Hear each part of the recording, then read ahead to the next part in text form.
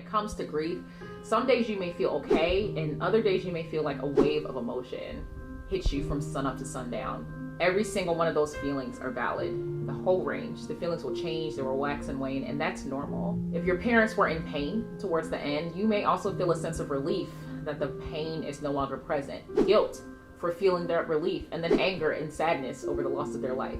Caregivers are most salient relationships, and because of that loss of that magnitude, it may shake the bedrock of who you are. Start to pile back up slowly but surely. Okay. And within the past couple years, you've been going through, a lot of loss, and wanted to try to, help people out if we could, because we're all about getting our feelings out and having these emotional upheavals and evaluating everything that comes out, and trying to make ourselves better people within that research and as a result of that research. Yes. And I want to get you to lead, because I want you to feel comfortable. I don't want you to divulge anything that you're not ready to. So yeah, I'll let you talk about the background and everything. All right. So, hi, folks out there and watching us land. You haven't seen us for a while, but I'm Simone.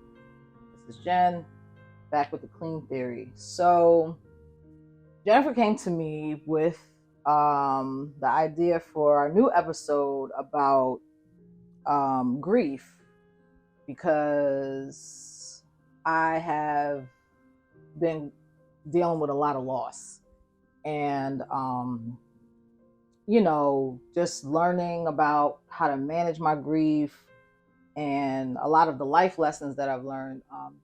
Jennifer really feels like I will be able to help some of you people out there, and I agree. And we were talking about how to start the episode, and Jennifer was saying how here with us in Clean Theory, we're always focused on working on ourselves, dealing with our emotions, being honest, not fronting. We don't like that. Right. We don't like that, because we come from a place of doing that. Right. And when you get older and you realize that it's better and it's more healthy to just put it all out there, then you can see how you can grow, and all of those things. So we'll just jump right into it. So probably when we were filming, like, what was it, 2 years ago, a year ago, 2 years ago, right? Okay. I did make mention that I had lost my mom. So I grew up with two moms, right? One who gave birth to me and one who raised me. My birth mother had mental illness. Her specific diagnosis was paranoid schizophrenia. But at the time we were doing the Clean Theory, my mom, who raised me, she had passed away in 2013. I went to therapy, and I started going back to the gym in 2014. That's when I was with April and stuff like that. Doing activities that your parent loved or that y'all did together in order to, still feel close to them. Just to, I realized I had gained a lot of weight, and I was struggling with how to manage my emotions, because although I had suffered so much loss before that, it's different when you lose a parent. Yeah. Right. And then I didn't expect that death to rock me so hard, because we had such, a tumultuous relationship. Yeah. Sorry. I had fresh in the breath with Tic Tac. And so I did some sessions of therapy. I had been in therapy before. Had a few therapists. And I am an advocate. Right. I love it. Right. And then that kind of fizzled out because of just some level of professionalism that I wasn't checking for. And I really thought, well, I did. I felt like I was able to accept it and work through it. And, the tools that I gained there, I was able to move forward and, continue to live my life. And then in in November of 2021, my birth mother, I realized that she probably stopped taking her medication. COVID happened. She was a home health aide and they wanted her to get the jab. Yeah. And she was like, no. Yeah. And so that was like a ripple effect. She lost her job, which I didn't know at the time. She was telling, me and my sister that she was still working. And then her birthday's in November. And I remember I couldn't get in contact with her. And then I finally did speak to her and she didn't sound right. I could tell she was off her medication. Mm-hmm. And so it was like maybe about a week, maybe 2 weeks before Thanksgiving. I woke up on a Sunday and I was like, I got to go put eyes on her. And when I got up there, I'm originally from New York. She wasn't well. She was coherent, but I could tell, things were off for her. And so I had never dealt with my birth mother and her not being on her medication as an adult. Mm-hmm. And I thought that I would have been prepared to handle what I saw, but I realized my grandmother dealt with that and she was always the buffer. Okay. And then when my grandmother passed, my mother immediately got on her medication. Mm-hmm. And then she became a functioning member of society for 13 years until she passed away. Mm-hmm. And so anytime you're dealing with people with mental illness, I've had family members who are alcoholics. You have family members with people like, so-and-so ain't right.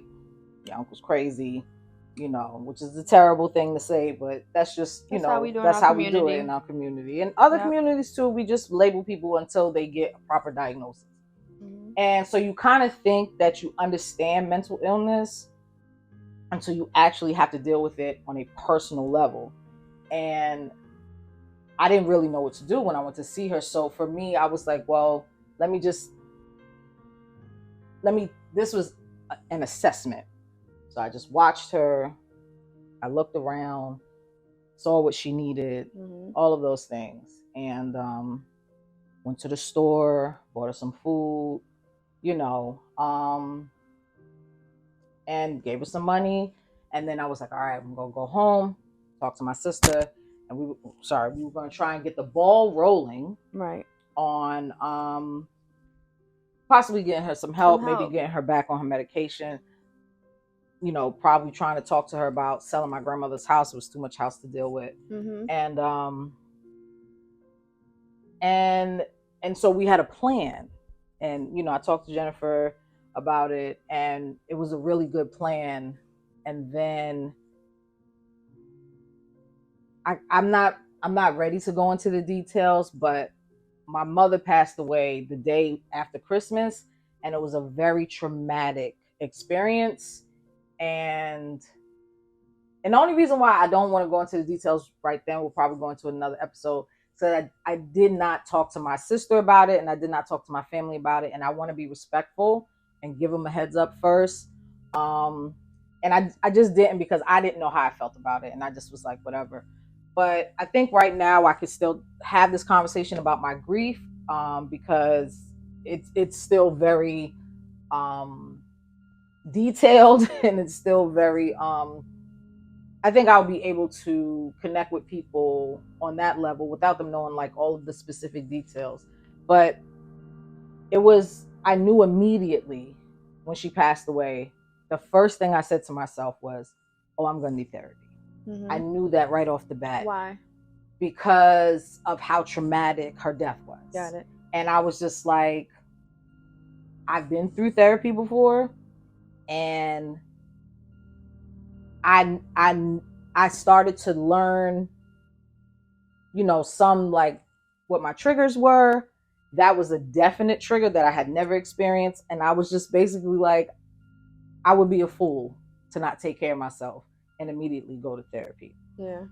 Now, one thing I have learned about grief is that sometimes going to therapy right away is not necessarily the right answer for everybody. Sometimes you have to let the grief do its thing, Okay. so that you know how to go to a therapist and tell them what you're struggling with. Right. Because grief does not show up the way we think it's going to show up until it shows up and it's like, hey, I'm here. Right. So take time to process. Yeah. And sometimes people, when I first heard that, I was like, why would you wait until it rocks your world?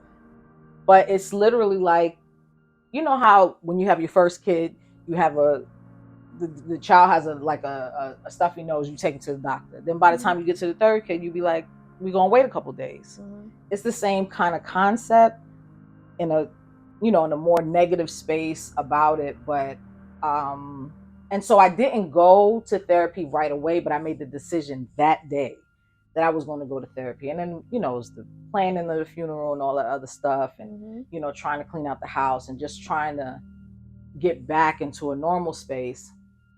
And so that was December 2021. I didn't start therapy until late April, early May 2022.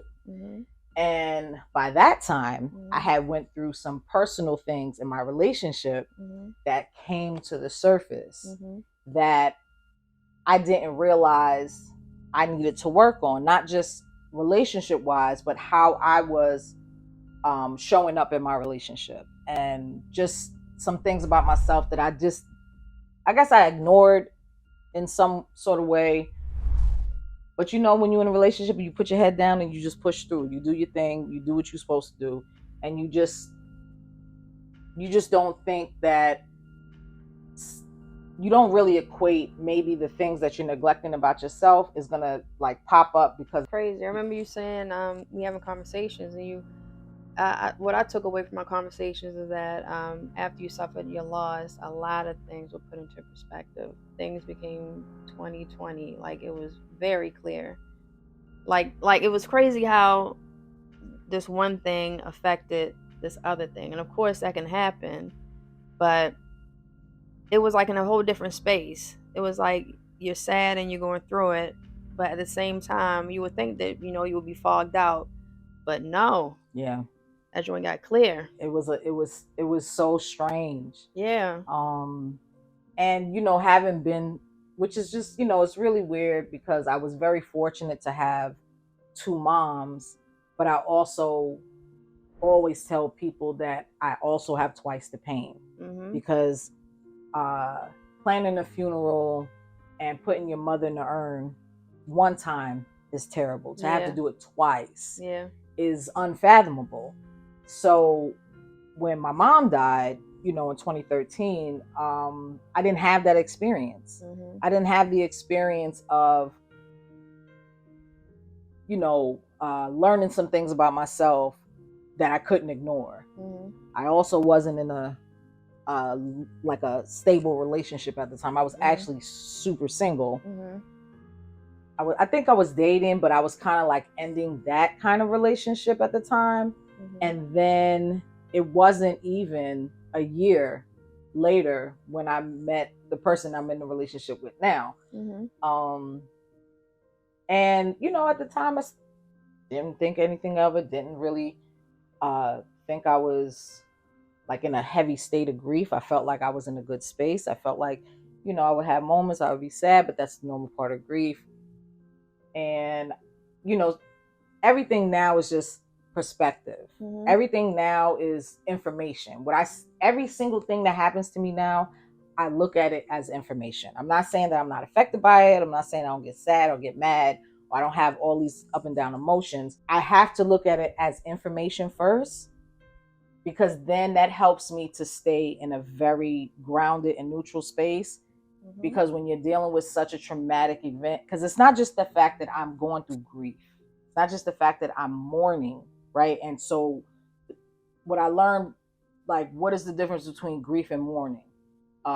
They said that mourning is grief that's gone public, right? So it's grief is the feeling, and the mourning is how you express your grief. And so that was a learning lesson for me. Yeah. And I was like, I like that. You know, I like little snazzy sayings. And mourning is judged. Yes. Which is another whole thing. And like, well, she shouldn't be doing this, and why isn't he crying, and why isn't she crying? But she's crying too much. And, you know, I told you about that. My sister went through that. Yeah. When our mother died in 2013. And, you know, she had some really, you know, I thought she had a really good core group of friends. And some of them just felt like she was doing too much with her grief. Yeah. And unfortunately, maybe a couple of years ago, one of them lost their mother. Mm-hmm. I'm just trying to do what I can to make more people comfortable with the uncomfortable, and grief is so uncomfortable. It's so uncomfortable, especially if it's someone else's grief.